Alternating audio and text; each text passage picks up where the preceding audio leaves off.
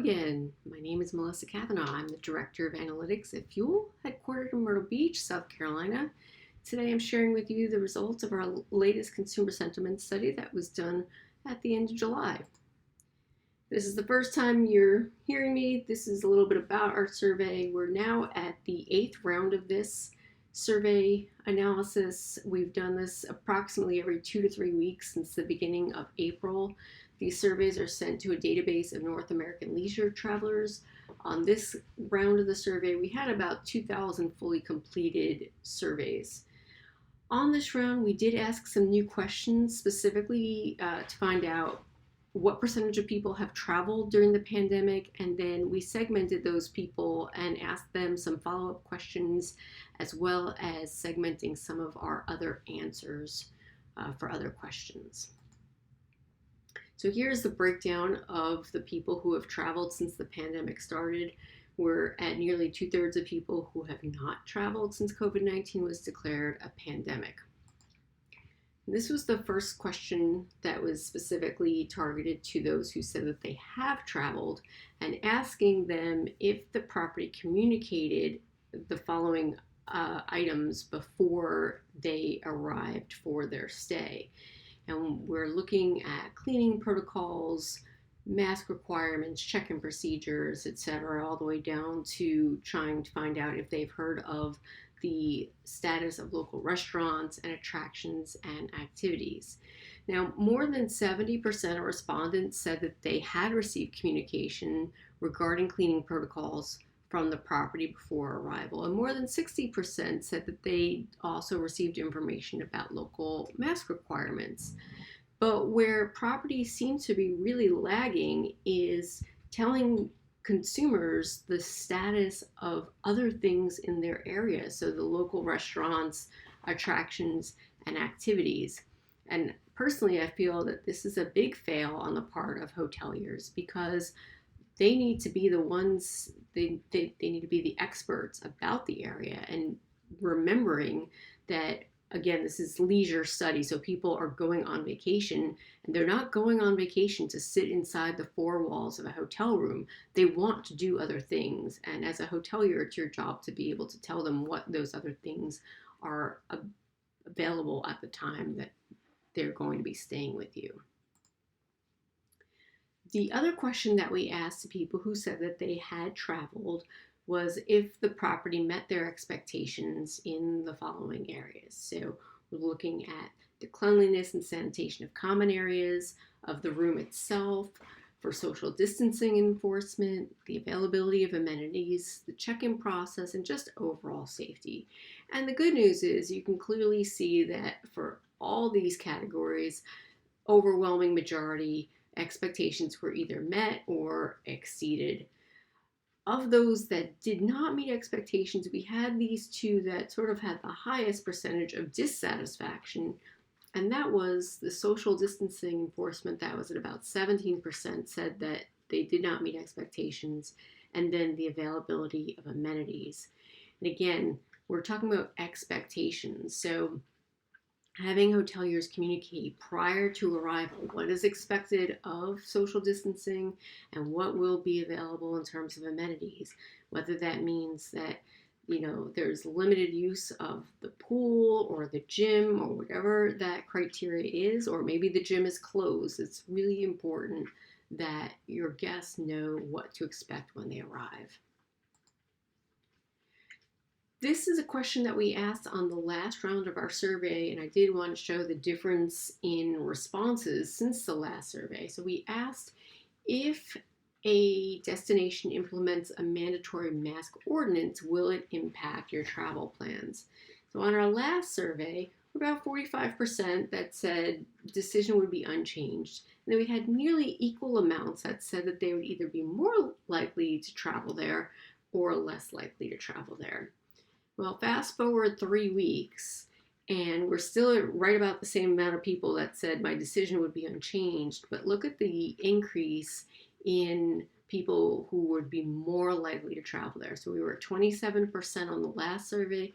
We're up to 35% that would be more likely to travel to a destination with a mask ordinance versus just 19% that would be less likely to travel. top 3 reasons that would prevent you from traveling to a hotel right now or staying at a hotel right now. We've been asking this for many, many versions of this survey. Fear of guest interactions, fear of the common areas, fear of the hotel room have consistently kind of been at the top of this. Comparing from the last survey, the percentage of fear of guests in common areas decreased, so that's good. We were at 51%, we're now at 46%. And then the common areas decreased from 41% to 35%. The percentage saying that nothing is preventing them remained about the same at 24%. Interesting to note that budget concerns increased from the number 7 spot on the last survey and 21% up to the number 5 spot and 28%.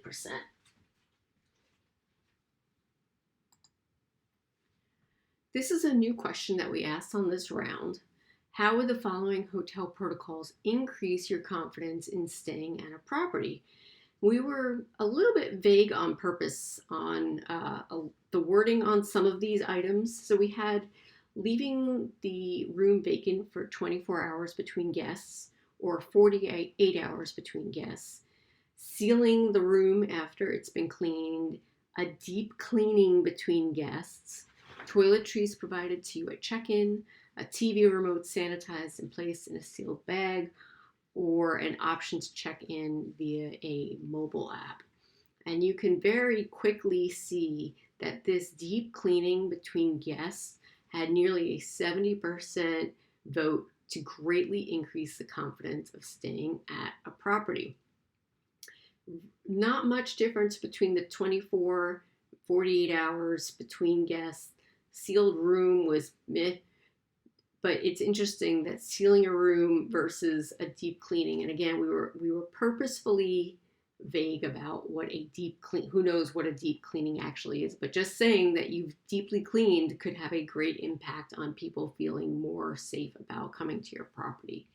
And then the TV remote, such a simple thing, placing the TV remote in a sanitized and sealed bag. 54% said that it would greatly increase their confidence in staying at a property. Which of the following would most likely persuade you to book a future vacation during the coronavirus? This is another question we've asked over and over and over again. What the property is doing to protect guests, still at number 1. We've been flip-flopping between 2 and 3 here. So packages and specials for future stays on the last version of the survey was actually at number 3, and how the coronavirus is affecting the local area had been at number 2. So these two have flip-flopped a little bit, but you can see that they're really close to each other. We also did change the options of those just saying nothing. So it used to just say that literally nothing, I don't want to hear from hotels.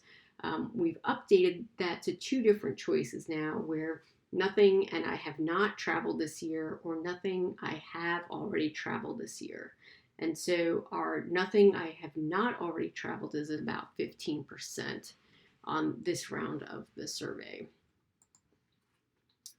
How likely are you to book a trip in the next 30, 60, 90 days or 6 months and in the next year?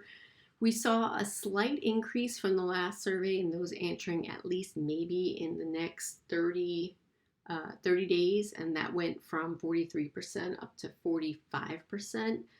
But previously we had been as much as 57% 2 surveys ago. So we're rebounding a little bit in confidence compared to 3 weeks ago, but not nearly where we were in June.